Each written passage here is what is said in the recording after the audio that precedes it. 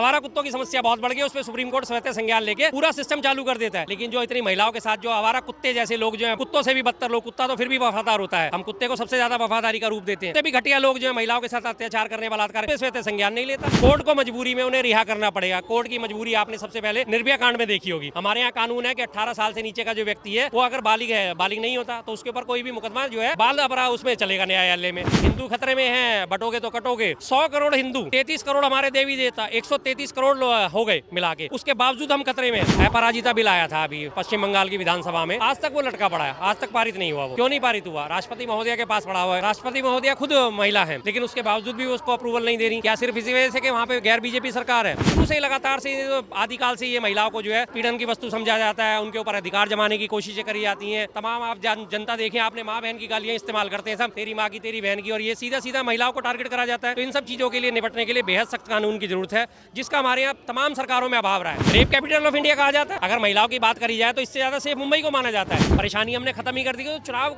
में किस आधार पे लड़ेंगे, वोट किस आधार पे मांगेंगे? हम इन सारे गरीबों को जो है पक्के मकान बना के देंगे। अगर एक बार आपने इनको सबके पक्के मकान बना के दे दिए, एक साल के अंदर इनको आपने पक्के मकान बना के दे दिए, अगले 4 साल तो फिर आपको भूल जाएंगे। 5वें साल आप किस आधार पे इनसे वोट मांगोगे? थाने में जाती है, मैडम देख लो, चलो जो भी है, थाने के चक्कर काटने पड़ेंगे, ये होगा वो हो गया। अभी हम बुला के डांट फटकार देते हैं। अल्टीमेटली ये होता है, उसे बुला के 2-4 थप्पड़ लगा दिए थे, डांट फटकार कर दिया जाता है कि नहीं ये करना। मामले केस कोर्ट तक नहीं पहुंचते, उनकी लोगों की हिम्मत बढ़ती है। तो पश्चिम बंगाल में इतनी सी भी घटना होती है, अगर वहाँ पे एक सुतली बम भी फटता है तो उसे RDX बता दिया जाता है। लेकिन बांग्लादेशी और रोहिंग्या को, घुसपैठियों को बसाने का काम कौन करते हैं? ये हमारे हरदीप पुरी साहब का जो है बकायदा ट्वीट है, एक मैं आपको दिखा देता हूँ। आप कहिए कि हमें एक भी घुसपैठे नहीं चाहिए। पश्चिम बंगाल की तमाम सीमा को बाढ़ लगाने के लिए हमारे को इतने फंड की जरूरत है। देशवासियों से अपील करिए कि देशवासियों, हमें रोहिंग्यों को भगाना है, इन्हें घुसने से रोकना है, लेकिन हमें फंड की कमी पड़ रही है। देशवासी देखिए कैसे खुल के दान देंगे आप।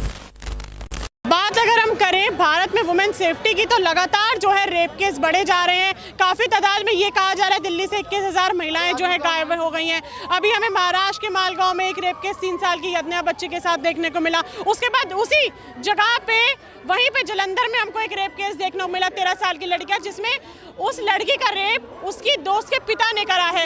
हैवानियत पीक पे जा चुकी है। दिल्ली की बात करें तो महिला मुख्यमंत्री बैठी हुई है गद्दी पे, उसके बाद ही पॉल्यूशन जो है काफ़ी स्तर छू रहा है। तो आप क्या सोचते हैं, वुमेन सेफ्टी किसी भी सरकार के शासनकाल में थोड़ी सुधरी हो, या हमारा संविधान या हमारे कोर्ट ने कुछ करा हो? जी ठीक बात है आपकी। इस बारे में भी सख्त कानून की बेहद सख्त जरूरत है, और वो सख्त कानून अभी तक भी अनुमोदित नहीं हो रहे हैं। मैं इसमें तमाम बार एक वो देखता हूँ, अपराजिता बिल आया था अभी पश्चिम बंगाल की विधानसभा में, आज तक वो लटका पड़ा है, आज तक पारित नहीं हुआ। वो क्यों नहीं पारित हुआ? राष्ट्रपति महोदया के पास पड़ा हुआ है। राष्ट्रपति महोदया खुद महिला है, लेकिन उसके बावजूद भी उसको अप्रूवल नहीं दे रही।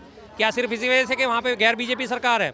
भाई सरकार अगर गैर बीजेपी है, लेकिन महिलाएं तो हमारे देश की है ना।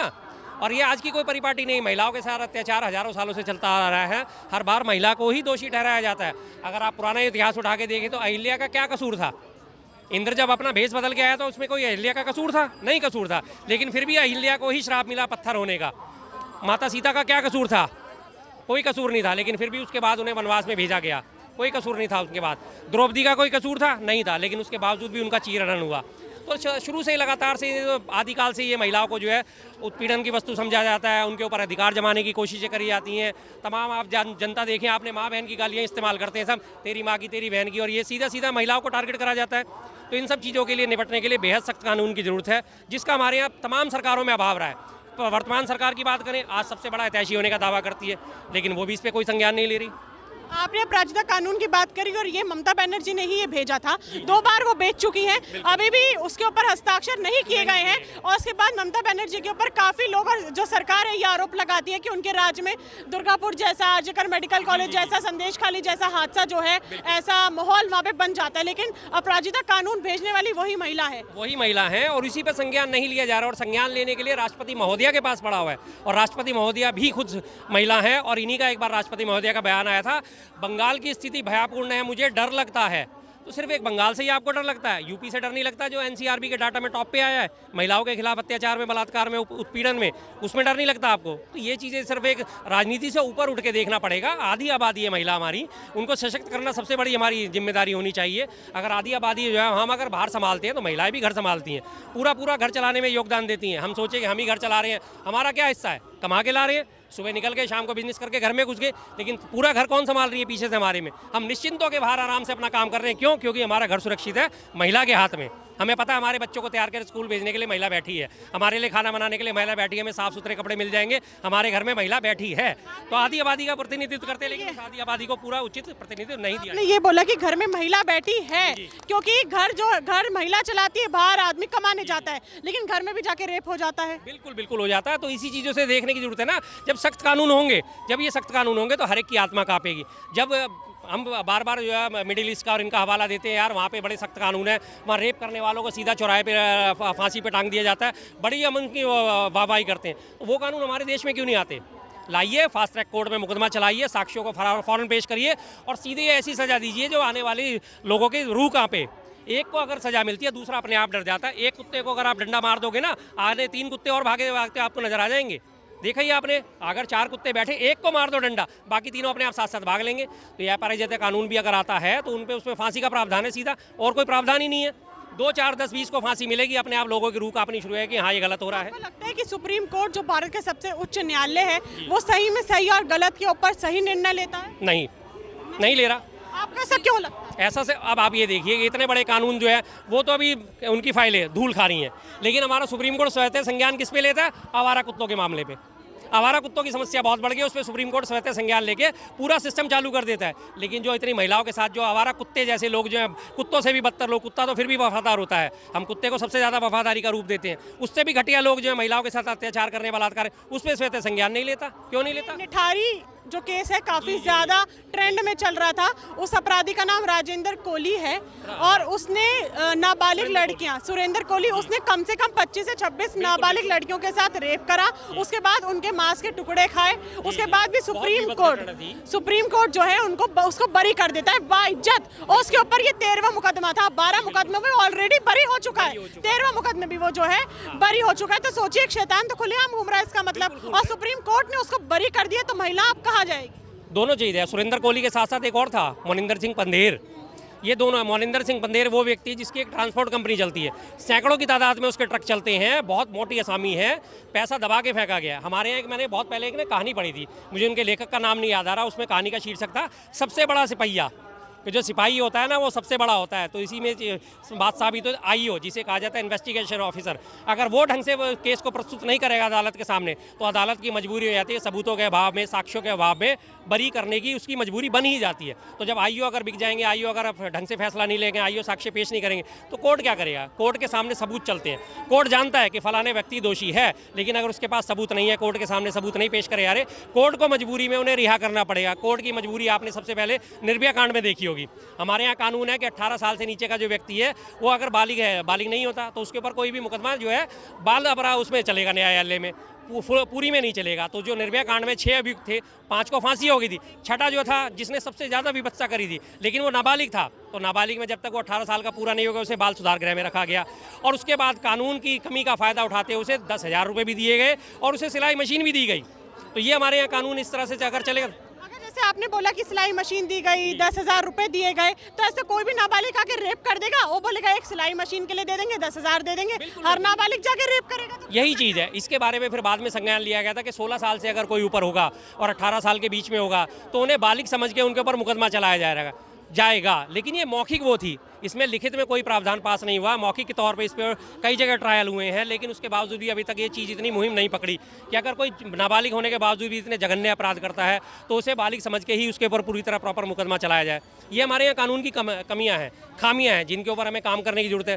संसद में किसानों के खिलाफ तो कानून पास हो जाते हैं, लेकिन बलात्कारियों के खिलाफ कानून पास नहीं होता। संसद में 33% महिलाओं को आरक्षण देने की बात तो हो जाती है, लेकिन वो आरक्षण कब दिया जाएगा? जब 2029 के चुनाव भी निपट लेंगे, नए सिरे से परिसीमन होगा, नए सिरे से परिसीमन होने के बाद सीटें बंटवारा होगा, तब 33% सीटें जो रिजर्व रखी जाएंगी और तब तक 2034 का चुनाव आ जाएगा। यानी आज भी वो 9 साल बाद के कौड़ी है और इस बारे में संज्ञान लेने की जरूरत है। पक्ष को, विपक्ष को, सबको मिलकर इस बारे में काम करना पड़ेगा। महिलाएं सबके घर में हैं। आपको लगता है कि भारत की राजधानी दिल्ली सेफ है? बिल्कुल नहीं है। रेप कैपिटल ऑफ इंडिया कहा जाता है। अगर महिलाओं की बात करी जाए तो इससे ज़्यादा सेफ मुंबई को माना जाता है, जबकि मुंबई 24 घंटे चलता है। मुंबई की महिलाएं आके कहती हैं कि मुंबई हमारे लिए पूरी तरह सेफ है, लेकिन दिल्ली में हमें डर लगता है। विदेशी मुख्यमंत्री गद्दी पे बैठी हुई हैं, अभी भी नहीं सुधार हुआ क्या? देखिए, ये पहले भी नहीं हुआ था। इससे पहले 93 से 98 के बीच में भी बीजेपी के शासन आया था। सुषमा स्वराज भी हमारी मुख्यमंत्री बनी थी करीब 1.5-2 महीने के लिए। उन्होंने मुख्यमंत्री पद संभालते ही सबसे पहले कहा था, रातों को उन्होंने जो है उसके दौरे करने शुरू करे थे थानों के। थानों के दौरे शुरू करके उसमें उन्होंने बोला कि मैं जागूंगी ताकि दिल्ली वाले चैन से सो सकें। कुछ नहीं हुआ, बात वहीं की वहीं आ गई। और रही बात दिल्ली की, तो दिल्ली में तो सीक्रेट की विधानसभा है, यहाँ तो जो भी कुछ है सर्वे एलजी साहब हैं। एलजी साहब की कानून व्यवस्था यहाँ चलती है, लेकिन एलजी साहब अब पिछले 8 महीनों से नदारद हैं। जब से दिल्ली में सरकार बन गई है बीजेपी की, बेरोजगार हो गए बेचारे। जी, एलजी की बात आ गई है, तो जब आम आदमी पार्टी की सरकार थी तो आरोप लगाया जाता था एलजी पे कि वो फाइल पास नहीं करते, वो हस्ताक्षर नहीं करते, दिल्ली पुलिस हमारे अंडर में नहीं आती, अमित शाह के अंडर में आती है। अब तो दिल्ली पुलिस केंद्र सरकार की, राज्य में भी केंद्र सरकार की, एमसीडी भी। तो अभी तक महिलाओं पे पकड़ क्यों नहीं बनी है? रेखा गुप्ता क्या कर रही है? इच्छा शक्ति का अभाव सबसे बड़ी दिक्कत है। इच्छा शक्ति का अभाव जो है वो अगर पूरा हो जाए, वो वास्तव में दरअसल क्या है कि जब ये बातें उठती रहती तो इन्हें अपनी राजनीति करने का मौका मिलता है। और राजनीति के क्षेत्र में एक बात कही जाती है कि अगर हमने मुद्दा ख़त्म ही कर दिया, परेशानी हमने ख़त्म ही कर दी, तो चुनाव में किस आधार पर लड़ेंगे, वोट किस आधार पर मांगेंगे? हम इन सारे गरीबों को जो है पक्के मकान बना के देंगे। अगर एक बार आपने इनको सबके पक्के मकान बना के दे दिए, 1 साल के अंदर इनको आपने पक्के मकान बना के दे दिए, अगले 4 साल तो ये फिर आपको भूल जाएंगे। 5वें साल आप किस आधार पर इनसे वोट मांगोगे? तो जब तक वोट में आएगा, आपने याद होगा ना, बीरबल की खिचड़ी बनी जरूर थी, खाई किसी ने नहीं। तो वही बीरबल की खिचड़ी पकाने का काम करती हैं सारी राजनीतिक पार्टियां, सिर्फ एक अकेली पार्टी नहीं। कि अगर आज हमने मुद्दे को सुलझा दिया तो अगली बार हम चुनाव किस आधार पर लड़ेंगे? लगातार जो है रेप केस हमारे भारत में, पूरे भारत में बढ़ते जा रहे हैं, और ख़ास तौर पे जब डाटा निकल के सामने आता है तो यूपी भी उसमें आता है। और अगर कोई बाहर का व्यक्ति यहाँ पे आता है तो वो कहता है कि हमको इंडिया जो है सेफ नहीं लगता है। कांग्रेस का राज देखा हमने राज देखा, अब भाजपा का भी देख रहे, तो कोई सही पकड़ क्यों नहीं बना पा रहा है? अब ऐसा में कौन से कानून की ज़रूरत है ताकि जो अपराधी है वो डर के रहे? बिल्कुल सख्त कानूनों की ज़रूरत है। छोटी घटना पे भी सख्त सजा का प्रावधान होना चाहिए। बड़ी घटनाओं को तो बिल्कुल सर्वोपरि मान के काम करना चाहिए। अगर किसी महिला के साथ छेड़खानी होती है, महिला के साथ डिजिटल यौनाचार होता है, महिला को अभद्र इशारे करे जाते हैं, आमतौर पे ज़्यादातर महिलाएं क्या कहती हैं, यार इसकी कंप्लेंट दिखा के होगा कुछ नहीं। थाने में जाती हैं, मैडम देख लो, चलो जो भी है, थाने के चक्कर काटने पड़ेंगे, ये होगा वो हो गया, अभी हम बुला के डांट फटकार देते हैं। अल्टीमेटली ये होता है, उसे बुला के 2-4 थप्पड़ लगा दिए थे, डांट फटकार कर दिया जाता कि नहीं ये करना। मामले केस कोर्ट तक नहीं पहुंचते, उनकी लोगों की हिम्मत बढ़ती है। आपने फिर संतोष वर्मा का नाम सुना होगा, आईएएस ऑफिसर, जो उसने आरक्षण को लेकर वो बयान दिया है। हाँ, तो अभी इतना, और देखिए वो कब से उस गद्दी पे बैठा हुआ है और कोई कार्रवाई नहीं हो रही है। बात है, यही कानूनों का लचरपन जो है साबित होता है कि एक आईएएस जैसी पोस्ट पे बैठा हुआ व्यक्ति भी किस तरह की हरकतें कर रहा है और उसके खिलाफ कोई कार्रवाई नहीं हो रही। लेकिन ऐसे मामलों में नीचे से ऊपर तक जो भी कोई हो, उसके खिलाफ कार्रवाई होनी चाहिए। इस मामले में आपको एक पुरानी चीज़ याद दिलाता हूँ। रूपन देओल बजाज पंजाब की बहुत बड़ी आईएएस ऑफिसर थी, उनके साथ जो है वहाँ के जो वो थे कंवरजीत पाल सिंह, केपीएस गिल साहब, उन्होंने बदतमीजी करी थी। उनका मुकदमा पहले तो दर्ज ही नहीं हुआ क्योंकि वो टॉप थे, उस टाइम डीजीपी थे। डीजीपी होने के बाद जो किसी की हिम्मत है कि अपने टॉप मोस्ट ऑफिसर के खिलाफ कोई भी थाना रिपोर्ट लिख लेगा? नहीं लिखे जाएगा। कोर्ट के चक्कर कटे, सब कुछ हुआ, अल्टीमेटली लास्ट एंड फाइनल में क्या हुआ, उन्हें 6 महीने की सजा हुई। उसकी भी उन्होंने जा रहे जमानत ले ली, कुछ नहीं हुआ। तो जब टॉप ऑर्डर पे अगर कुछ नहीं हुआ तो नीचे वालों की हिम्मत अपने आप बढ़ती है। कुछ लोगों से सुना है कि किरण बेदी जो हैं वो बहुत अच्छी महिला रही है, उन्होंने बहुत अच्छे तरीके से अपनी ड्यूटी निभाई है। तो आपको सही लगती थी किरण बेदी जैसी ऑफिसर जो हैं वो अगर आ जाएं वापस, या उनके जैसी ही आ जाएं? देखिए जी, किरण बेदी जो है बहुत बड़ी टीआरपी गेनर है, बहुत बड़ी टीआरपी गेनर हैं। वो टीआरपी के लिए उन्होंने बड़े बड़े काम करे, बड़े बड़े फैसले लिए, जेल में विपासना केंद्र चलाए, ऐसा कर दे वैसा करा।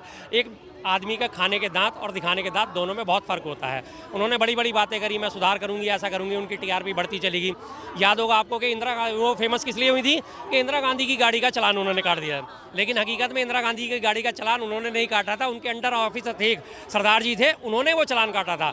लेकिन उसके बाद जो है उन्होंने पूछा गया कि आपने चालान क्यों काटा, कि मैडम ने मुझे ऑर्डर दिया था। हकीकत में चालान काटने वाले वो थे, लेकिन मैडम को जो बुला के बातचीत करी, इंदिरा गांधी जी ने उन्हें बुला के अपने साथ बिठाया, चाय पानी पिलाई कि आपने अपनी ड्यूटी, तब से वो फेमस हो गई। और पहली आईपीएस ऑफिसर थी तो जाहिर सी बात है इसलिए भी उन्हें फुटेज मिलनी थी, तो जिसका उन्होंने पूरी तरह फ़ायदा उठाया। काफ़ी लोगों का ऐसा कहना है और काफ़ी लोग इससे सहमत भी होते हैं कि हमारा भारत जो है डेमोक्रेटिक कंट्री है। बाहर देशों जो नॉन डेमोक्रेटिक शासन चलता है उनमें एक बात बहुत अच्छी होती है कि वहाँ पे कानून बहुत सख्त है। हमारा भारत नॉन डेमोक्रेटिक कंट्री ना बने, लेकिन जो वहाँ पे रूल वुमेन सेफ्टी को लेकर बनाया गया है वो यहाँ पे अगर लागू हो जाए तो हमारा भारत जो है सेफेस्ट कंट्री कहलाए। बिल्कुल बन जाएगा। कानूनों में भी अभी कोई कमी नहीं है। छेड़छाड़ के मुकदमे दर्ज करने के लिए कानून है, बदतमीजी करने के कानून है, अभद्र भाषा इस्तेमाल करने के लिए कानून है, लेकिन वो लागू नहीं होते और कार्रवाई नहीं होती। आईओ जो है वो मामले में हिलावाली बरतते हैं, मामला कोर्ट तक पहले पहुंचता नहीं है, पहुंचेगा तो सबूत पेश नहीं होंगे, सबूत पेश होते होते इतना टाइम लग जाएगा। अभी 2 मिनट पहले हमारी बात हो रही थी मोनिंदर सिंह पंधेर और उसके बारे में, क्या हुआ? पैसा ही पैसा, पैसा ही पैसा चला ना। हर मसले से वो बरी हो गए, जबकि सबको पता है कि निठारी कांड हुआ था। अब वो कंकाल किसके थे? बच्चों के कंकाल। क्या हुआ उनका? किसने मारा उन्हें? कोई जांच बड़ी आगे कहीं भी? वो तो बरी हो के साफ निकल के सामने आ गए। और पंधेर बरी हुआ, कोहली को बरी कराना है। कोहली कोई बहुत मोटी आसामी नहीं था, लेकिन कोहली को बरी कराना इसलिए ज़रूरी था कि कोहली अगर बरी नहीं होता तो कोहली उनके खिलाफ गवाही देता।